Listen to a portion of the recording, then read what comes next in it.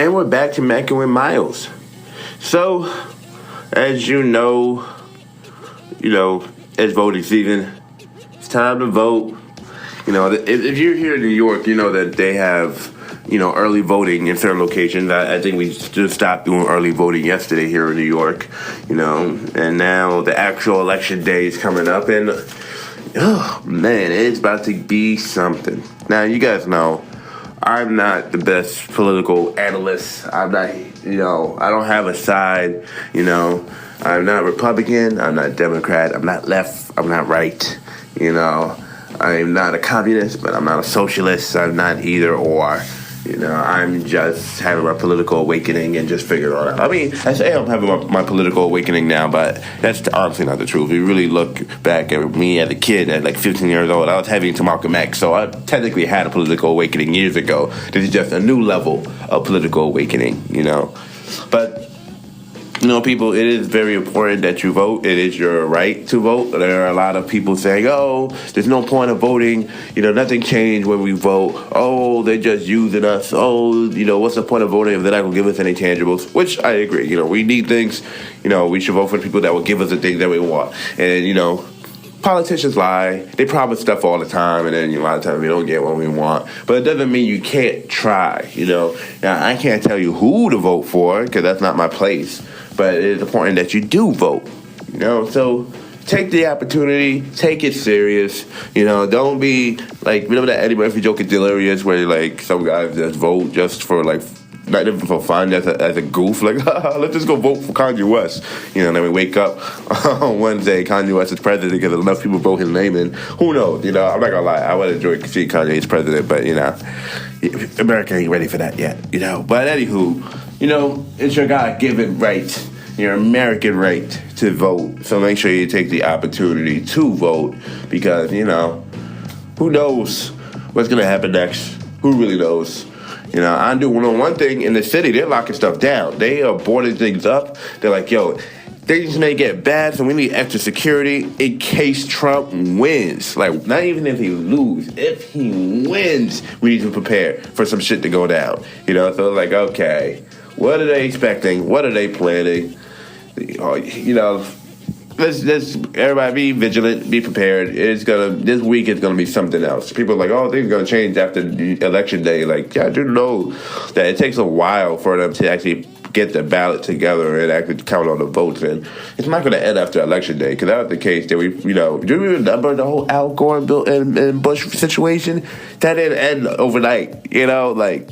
They were like, oh, we got to count Florida. And it was just like, it's not going to end by election day, guys. So just brace yourself. Take a deep breath. We live for a long ride. No, we just in November. 2020 ain't over yet. We're reaching the grand finale of 2020, so be prepared. So, this week I got to see the new trailer to the Saved by the Bell reboot, and it's so nostalgia-filled. I'm just like, I'm with it. I ain't with it all the way. I'm down. Let's see what's going on. And I noticed, there was a few people that wasn't in the trailer from the original series. And then, maybe a few days later, I see a picture from Entertainment Weekly. They're like, hey, look, Lisa Turtle is back. And I'm like, yeah, I knew what Lisa was missing.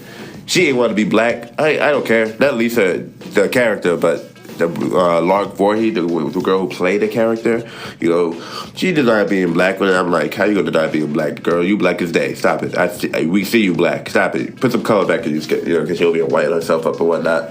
But they said she had a mental illness. She had a breakdown. This and this and that. But they say she's fine now. She was fine back in the day. Now she just look all types of crazy. But. I hope our sisters out there are doing better. I'm glad that they brought her back to this show. I don't know if they gave her a full role or they just squeezed her into one of the episodes. But, it's nice to see that they're trying to get the gang all back together. But make sure y'all bring back Screech, too. If that's the case, you're going to bring her crazy ass. Y'all might as well bring Screech. Now, granted, I know Screech probably stabbed somebody in the bar. But still, I'm just saying. Screech had the shit out of the stick from not just the character, but the actor who's on that set. So, look out for Dustin, y'all. Look out for that man. I don't know about Lisa Turtle here because, she didn't want to be black. So it's like, all right, you're not my problem, lady. Yeah, anybody who don't want to be black or don't acknowledge black issues or be, all that stuff. I like this week when people were surprised that Lil Wayne endorsed Trump, and I'm like, Lil Wayne won't even acknowledge Black Lives Matters. That don't matter to him. That's outside of his work. He believes racism don't exist because it's white people at his concerts. So I'm like, okay, all right. I'm not surprised that this man endorsed Trump. A lot of rappers endorsing Trump. 50 endorsed Trump at one point, but then he took it back with his white woman was on his coochie at him. Like, oh, hold up now, I got my white booty back, y'all. Fuck Trump. Lil Pump also endorsed Trump. We all know Kanye West did a couple years ago. So, it's an interesting time to be alive, people. It's a very interesting time to be alive. Am I surprised? Not at all. Not at all. Trump is for the rich, but like I said, I don't trust any politician, but we're not here to talk about politics right now. We're just talking facts. Just talking of facts. But I am happy to see Saved by the Bell come back on, and I can't wait to watch it. So, I noticed that Taylor is Free is trending today on social media. So I'm like, Taylor is free. Did Taylor Swift get locked up? No, she didn't get locked up. Her fans were celebrating that as a musician, she's free to re-record her original music.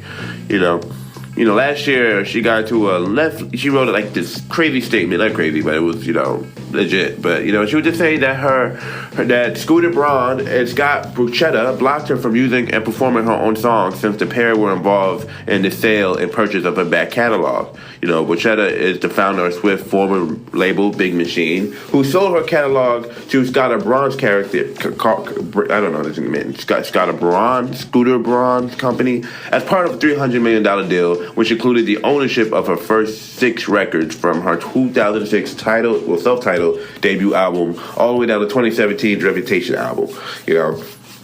So Swift was, accusing the guys of like manipulating, bullying. She would say she was sad and grossed out that that she didn't get to control her masters. That they did everything they can to keep her from getting her masters and everything like that. It's crazy. 2020, we hear a lot of this. Back in the day, you rarely hear. No, I wouldn't say rarely because Prince definitely letting people know that he was having an issue with his masters. But it's way more vocal now, where a lot of artists are coming out like, yo, I want my masters, whether it's Kanye West all the way down to Taylor Swift. And when she was asked if she was going to be recording all her albums, she's like, she was really excited about doing that, because her contract states that starting November 2020, she can record albums 1 through 5 all over again, so people are excited, like, yes, these albums can actually be recorded and owned by Taylor Swift, so I think that's pretty cool. I'm waiting for all the other artists to be able to do the exact same thing. It's not easy to be able to do such a thing. It's not like you can just go ahead and be like, yeah, I want my masters back, and the labels is going to give it to you. This stuff costs money, especially if they threw money at it. They want to return on their investment, But, if you're an artist and you're just coming in the game and you have some leverage, you have an audience, you have paying subscribers, that's really into you, whatever. Don't give away your masters so quick. Read those paperworks, read the contract, and leverage your deal.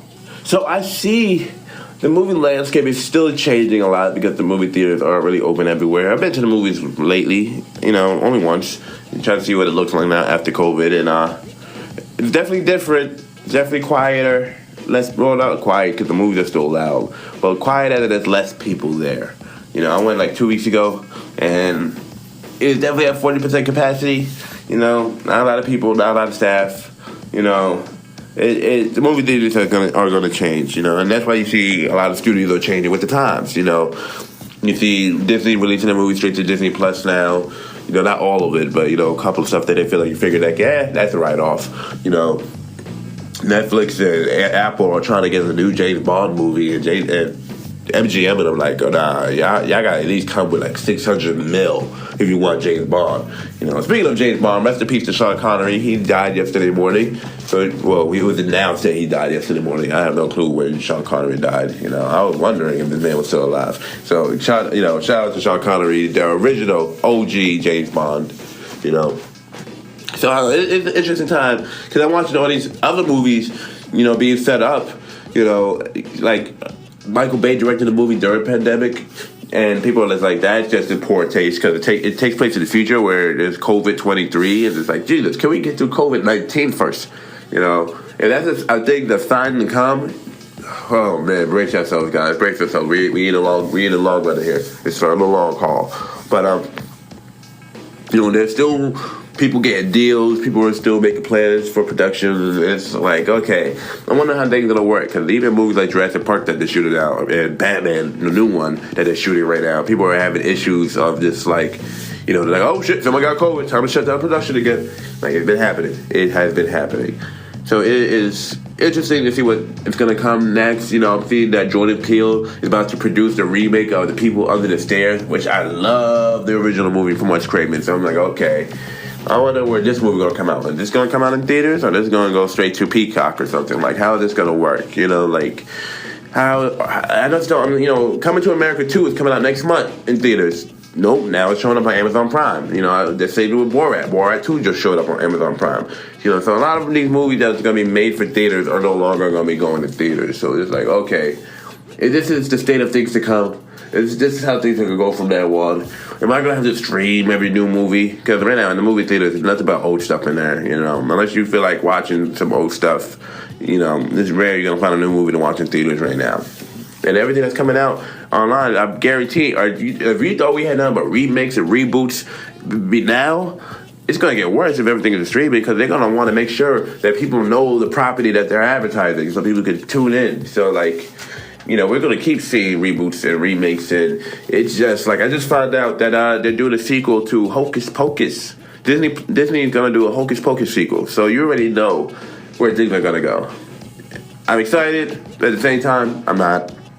Not just for Hocus Pocus, but just in general of the landscape of entertainment and film right now. It's going to be interesting as an entertainer to see where things are going to go. All right, y'all, that was this episode of Mango and Miles. Hey, guys, remember, go vote.